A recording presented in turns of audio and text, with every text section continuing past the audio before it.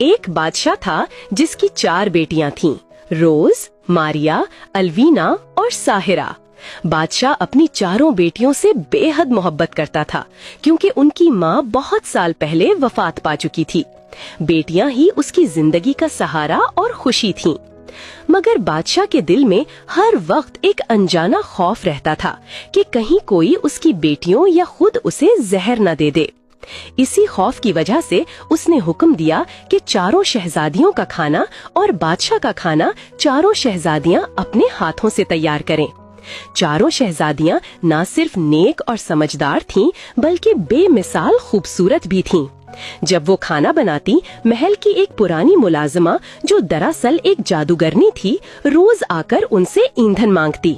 वो कहती, बेटियों, मेरा चूल्हा ठंडा है, थोड़ा सा ईंधन दे दो ताकि मैं भी खाना पका सकूं। सबसे छोटी शहजादी साहिरा को ये औरत कुछ अजीब लगती, मगर बड़ी बहनें कहती, अरे साहिरा, तुम हर बात में शक क्यों करती हो? वो तो बेचारी बूढ़ी और गरीब है।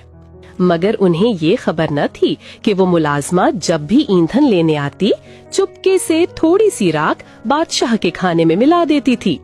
बादशाह को कई दिनों से महसूस हो रहा था कि खाने का जायका कुछ अजीब है। वो सोचने लगा, आखिर ये रोज मेरे खाने में ऐसी बू और कड़वाहट क्यों होती है? कौन है जो ऐसा करता है? आखिरकार एक दिन बादशाह ने फैसला किया कि वो छुप कर देखेगा कि असल माजरा क्या है। उसने बावर्ची खाने के दरवाजे के पीछे छुपकर देखा। शहजादियां बहुत मोहब्बत और एहतियात से खाना बना रही थीं।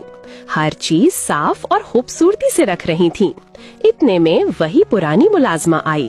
उसने शहजादियों से ईंधन मांगा और जब वो अपनी झोली में ईंधन डाल रही थी, तब चुपके से बादशाह के खाने में राख मिला दी और मुस्कुराती हुई वापस चली गई। बादशाह ने जब ये सब अपनी आंखों से देखा तो वो गुस्से से कांप उठा। उसने फौरन उस पुरानी मुलाजमा को बुलाया और गर्जदार आवाज में पूछा, बोल, तूने मेरे खाने में राख क्यों मिलाई? क्या चाहती है तू? मुलाजमा ने मक्कार मुस्कुराहट के साथ जवाब दिया, जहां पना, मैं तो सिर्फ शहजादियों को ये सिखाना चाहती थी कि वो किसी पर अंधा एतमाद ना करें, मगर वो तो बहुत मासूम है, मेरी चाल को समझ ही नहीं पाई। लेकिन हकीकत कुछ और थी। वो औरत दरअसल एक जादूगरनी थी। वो कई दिनों से बादशाह के खाने में जादुई राख मिला रही थी ताकि आहिस्ता आहिस्ता बादशाह को अपने बस में कर सके। रफ्ता रफ्ता बादशाह इसकी बातों और जादू के असर में आ गया, हत्ता के एक दिन उस